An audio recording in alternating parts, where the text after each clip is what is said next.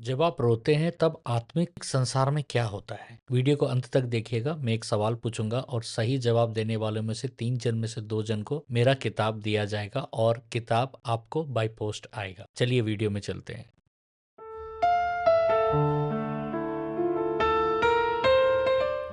हम रोते हैं, बहुत बार प्रार्थना में हम रोते हैं। क्या आपके आंसू सिर्फ जमीन पर गिरते हैं या आत्मिक संसार में, स्पिरिचुअल रेलम में भी कुछ हलचल होता है? बाइबल में आंसू केवल भावना या इमोशन नहीं है, वह एक आत्मिक क्रिया है, स्पिरिचुअल ऑपरेशन है, एक दिव्य व्यवस्था है, एक डिवाइन सिस्टम है जो आपकी आत्मा, स्वर्ग और परमेश्वर को एक गहरे संबंध में जोड़ती है। आज मैं आपको वह रहस्य बताने वाला हूँ, जब आप रोते हैं तब स्वर्ग में वास्तव में क्या होता है। पहला, आंसू दिव्य लेखा पुस्तक यानी डिवाइन रजिस्ट्री को सक्रिय करते हैं। बाइबल कहती है कि परमेश्वर आपके आंसू गिनता नहीं, संभाल कर रखता है। हिब्रू में आंसू के लिए शब्द है दीमा, अर्थ यानी ऐसी बूंद जो परमेश्वर की पुस्तक में दर्ज हो जाती है। भजन संहिता 56:8 में हम पढ़ते हैं, मेरे आंसुओं को तूने अपनी कुप्पी में रखा है और वे पुस्तक में लिखे हुए हैं।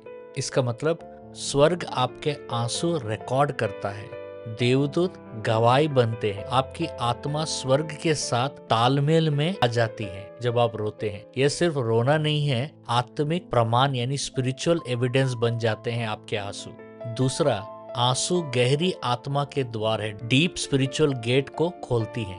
बाइबल में जब यीशु किसी पर अत्यंत करुणा दिखाते थे, ग्रीक में एक शब्द प्रयोग किया गया है, वो है स्प्लैग्निज़ोमे। उसका अर्थ है अस्तित्व की सबसे गहरी जगह से हिल जाना। जब आप परमेश्वर के सामने रोते हैं, आपकी आत्मा उसी गहराई के द्वार को खोल देती है। इसलिए रोने के बाद स्पिरिचुअल हियरिंग तेज हो जाता है, हृदय मुलायम टेंडर हो जाता है, विवेक डिसर्नमेंट बढ़ जाता है, क्योंकि आंसू आत्मा का सबसे गुप्त द्वार खोल देता है। तीसरा, आंसू स्वर्ग में दिव्य एक्सचेंज, हेवनली एक्सचेंज शुरू करते हैं। बाइबल में आंसू किसी बात का अंत नहीं, नई शुरुआत है। भजन संहिता 126 के 5 में हम पढ़ते हैं, जो आंसू बहकर बोते हैं वे जय जयकार करते हुए काटेंगे। यह एक आत्मिक नियम है। आंसू आत्मिक बीज है, स्पिरिचुअल सीड्स है। स्वर्ग में आपके आंसू यह घोषणा करते हैं कि हे प्रभु, मैं अपना दुख देता हूँ, तू अपनी शांति दे।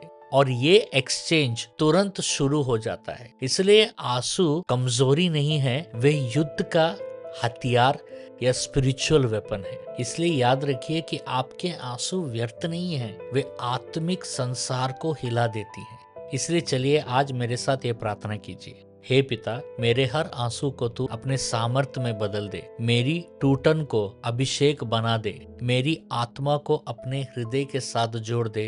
यीशु के नाम से आमीन। अगर आपको कोई सवाल है या प्रार्थना का रिक्वेस्ट है तो आप कमेंट में भेज सकते हैं। मैं सारे कमेंट्स पढ़ता हूँ और रिप्लाई देता हूँ। और ये रहा आज का सवाल, हिब्रू भाषा में आंसू के लिए कौन सा शब्द प्रयोग हुआ है और उसका क्या अर्थ है? आप इसको एक लाइन में भी जवाब दे सकते हैं। पहले 3 सही उत्तर देने वालों में से 2 जन को मेरा लिखा हुआ किताब आपको इनाम में आएगा और किताब बाय पोस्ट आएगा। और ये रहे आज के 2 विनर, उनका नाम स्क्रीन पर है।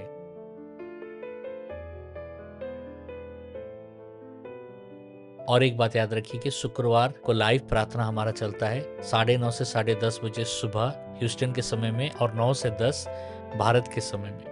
हमारे साथ जरूर जुड़िएगा। परमेश्वर आपको बहुत आशीष दे।